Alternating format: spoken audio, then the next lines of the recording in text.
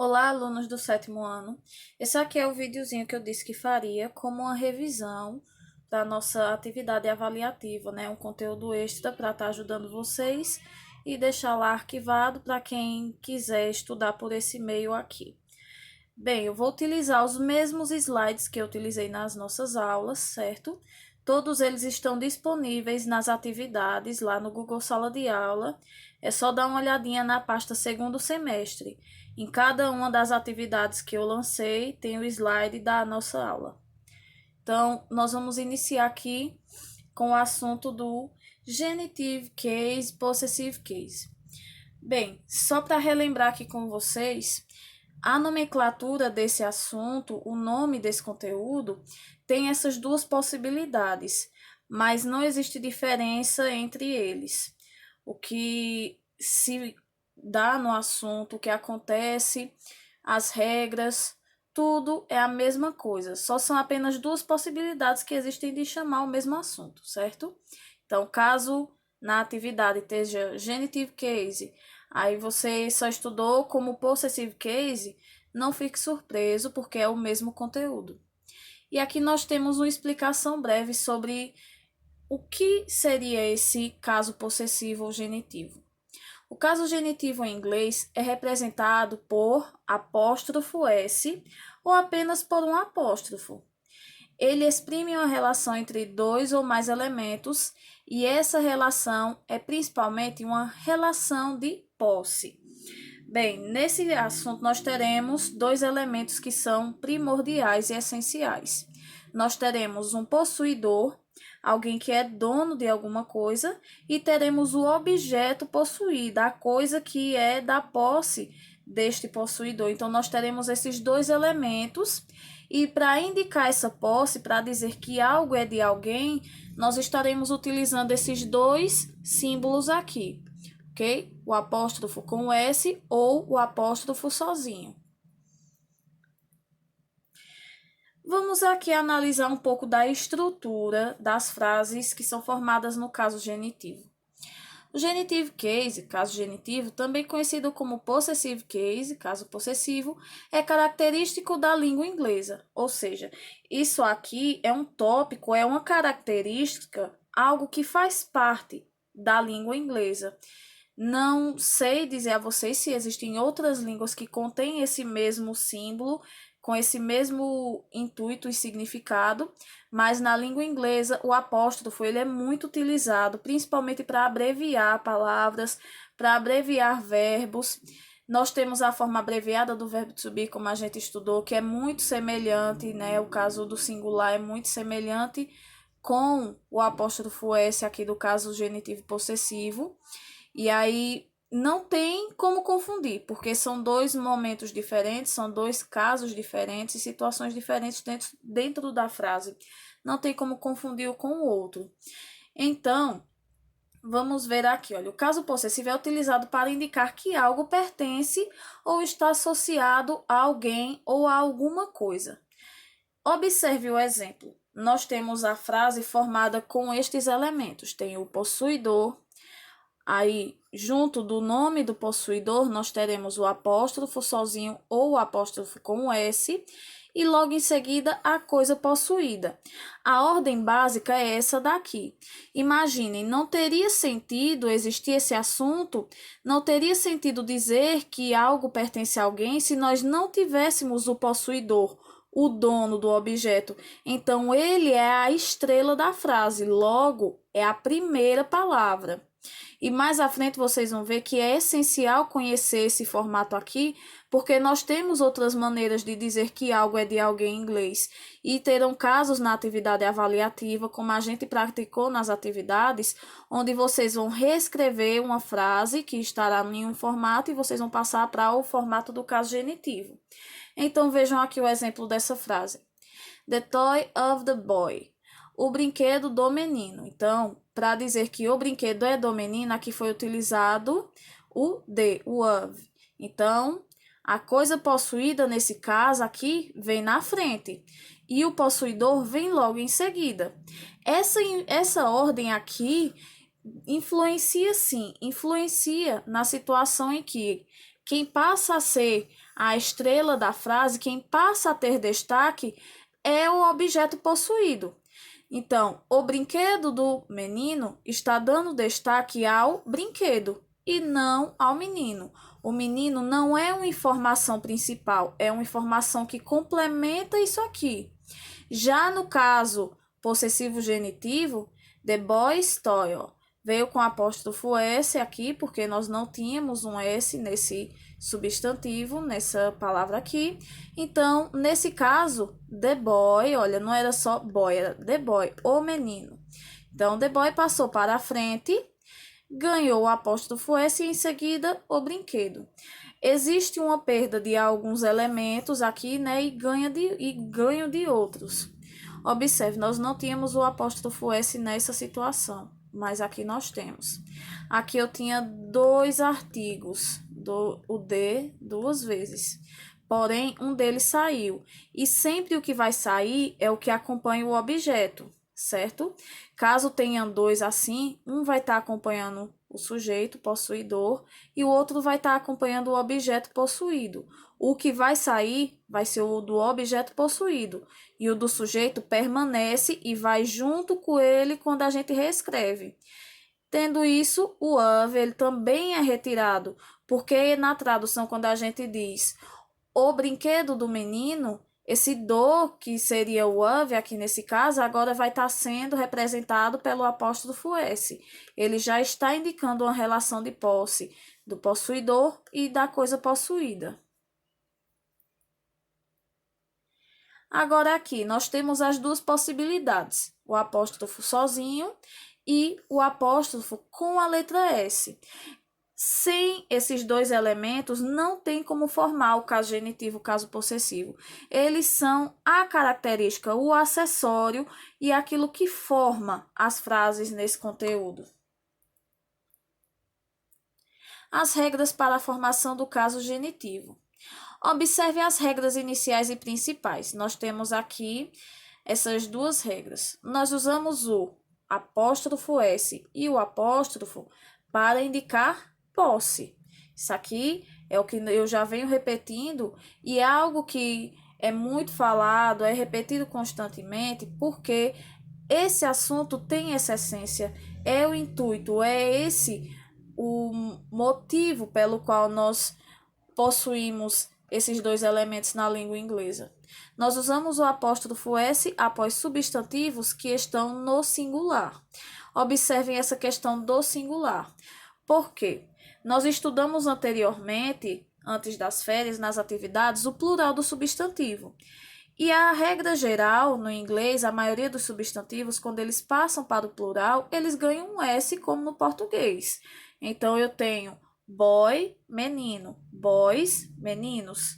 Acontece o acréscimo do S. Então, ele está dizendo aqui que você só vai utilizar aqui, principalmente no singular, porque muitos que vão para o plural já vai ter uma letra S. E se já tem uma, você não vai acrescentar outra. Observe os exemplos. The man's house, a casa do homem. The girl's bike, a bicicleta da menina. E vocês podem perceber que eu faço uma inversão dos termos na tradução. Isso porque esse formato aqui, essa ordem dos elementos na frase é uma ordem característica do inglês, enquanto a ordem característica do português é diferente. E quando eu faço a tradução, eu preciso adaptar. Eu estou em inglês, eu uso as regras do inglês. Quando eu faço a tradução para português, eu preciso adaptar para as nossas regras.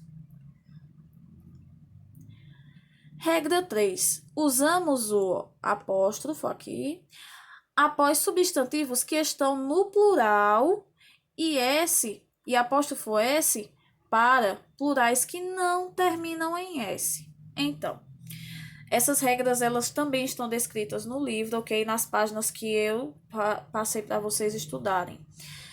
Ele está dizendo aqui que nós usamos esse após substantivos que estão no plural, porque a maioria deles ganha um S, então a gente vai usar o apóstrofo sozinho. E vamos usar o apóstrofo com S nos casos de plurais que não terminam com a letra S.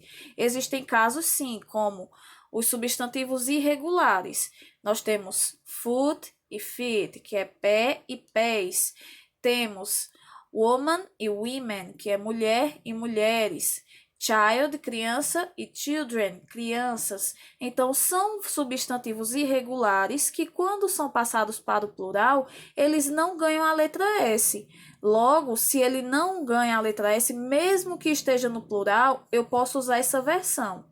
Para facilitar ainda mais na cabeça de vocês, é aquilo que eu falei. Se já tem uma letra S, você não acrescenta outra. Mas se não tem S, aí você coloca. Então, lembrem-se, tem letra S no final do substantivo, então vai o apóstrofo só. Se não termina com letra S, vai assim com a letra S, acompanhadozinho. Temos aqui alguns exemplos, olha. The Boys Book, o livro dos meninos. Veja, o livro dos meninos. Meninos está com a letra S aqui, olha, atrás do apóstrofo, porque faz parte dessa palavra. Como essa palavra estava no plural, terminava com S, então o apóstrofo ele aparece sozinho. The women's bike, a bicicleta das mulheres. Então vejam, women é mulheres, é um plural irregular, não ganha S como boys. Logo, se não terminou com letra S aqui, então eu posso colocar a do caso genitivo. A regra que eu falei é o segredo do sucesso, gente. Terminou com letra S? Apóstrofo sozinho. Não terminou? Então, você coloca uma letra S para acompanhar. Aí aqui vamos ver alguns detalhes sobre a atividade no livro, né? Que nós trabalhamos aí o conteúdo. Eu vou aqui passar para o slide da nossa aula seguinte a esta daqui. Então, vocês podem estudar pela atividade, né, que vocês responderam, porque eu vou fazer os exercícios da atividade avaliativa baseado naqueles exemplos. Eu vou utilizar aqueles textos, eu vou utilizar aqueles modelos, só que será com exemplos diferentes, com frases e palavras diferentes das que estão no livro, não vou utilizar as mesmas. Então, quem respondeu vai poder revisar e no dia vai poder até utilizar o livro e pesquisar para ali estar observando as regras, ok? Então, aqui o nosso slide da aula seguinte, ele relembrava, né, a questão do nome, não tem diferença, é um assunto só, mas tem duas possibilidades de nome para eles. Para que nós usamos o caso genitivo possessivo? Usamos para indicar uma relação de posse entre o possuidor e o objeto possuído. E quais são os símbolos que representam esse assunto? Temos o apóstrofo sozinho e o apóstrofo S. O lugar do apóstrofo seria acima um pouco da linha. Se colocar ele junto da linha ou muito para baixo, vai ficar parecendo uma vírgula e é um símbolo diferente. Parece assim, lembra uma vírgula, mas é um outro símbolo. E quando nós usamos um ou outro, foi aquilo que eu acabei de explicar, né? Que nós temos os casos onde a palavra já termina com letra S, então você bota o apóstrofo sozinho. E quando a palavra termina com uma letra S ali, você deixa só sem o S. Mas quando ele não tem, você acrescenta outro. E isso ajuda, porque todos os casos onde nós utilizamos esse assunto, sempre o substantivo, o possuidor, ele vai ter esse som de S no final, o som do S. The toys of the baby are broken. Os brinquedos do bebê estão quebrados. The baby's toys are broken. Veja a substituição da posição. Aqui nós dávamos destaque ao brinquedo, mas aqui nós damos destaque ao possuidor. O apóstrofo sozinho ou o apóstrofo com S sempre vai junto do possuidor.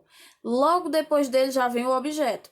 Então, o dono, o apóstrofo com S ou sozinho e logo em seguida o objeto. Se tiver algum complemento, vai estar aparecendo também e a ordem ela permanece. Olha, are broken, estão quebrados. Quando vocês fazem a tradução e já estão habituados, quem fez os exercícios já vai estar muito habituado a fazer essa transformação desse modelo para esse daqui. Então, é muito fácil, porque os elementos que estão aqui, no final, eles voltam. Só tem que ter cuidado para você não remover coisas que não deveriam ter sido removidas. Observe, the baby permaneceu the baby, porque o nome esse sujeito aqui ele é formado por essas duas palavras, pelo artigo e o substantivo. Então, eu tenho o bebê. Já the toys perde-se. Nós tiramos o artigo que vem junto do objeto e tiramos esse of. Ficou um de porque ele faz parte desse substantivo aqui, é o bebê. Então, ele mantém. Quando vem dois, geralmente o do começo, ele não vai voltar, mas o do meio volta sim junto para o começo. Observe, houve uma mudança na posição de algumas palavras. O possuidor é quem tem destaque na frase do caso genitivo e, por este motivo, eles passam a ser o primeiro termo na frase. As palavras the e of também foram retiradas. Vamos aqui ver alguns dos exemplos que nós fizemos durante as aulas e que estão nos exercícios do livro, ok? The girlfriend of Paul is very pretty. Observe, the girlfriend of Paul is very pretty. Esse the aqui e esse of vai sair, ó. Namorada de Paul é muito bonita, então a namorada é de quem? De Paul, então Paul passa a ser a primeira palavra. Ele é o possuidor, então o apóstrofo S vem junto com ele. E com S, porque o nome Paul não terminava com letra S. Mas e se fosse Marcos? Marcos é um nome que termina com letra S. Então, a gente deixava o apóstrofo sozinho. E aí, depois, o objeto possuído aqui, girlfriend. E o complemento, is very pretty, volta logo na mesma ordem. The friend of my grandpa is fat. Aí, observem. O amigo do meu avô é gordo. Meu avô, esses termos, eles andam juntos. Eu não posso retirar, porque senão vai ficar estranho, vai ficar o amigo do avô. Que avô? Fica uma coisa ali incompleta, fica sem sentido. Então, o sujeito, o possuidor, ele é formado por esses dois termos. My grandpa, meu avô. Então, o que vai ser retirado aqui, nesse caso, vai ser o artigo the e a preposição of. Olha. My grandpa's friend is fat. O complemento permanece na mesma ordem.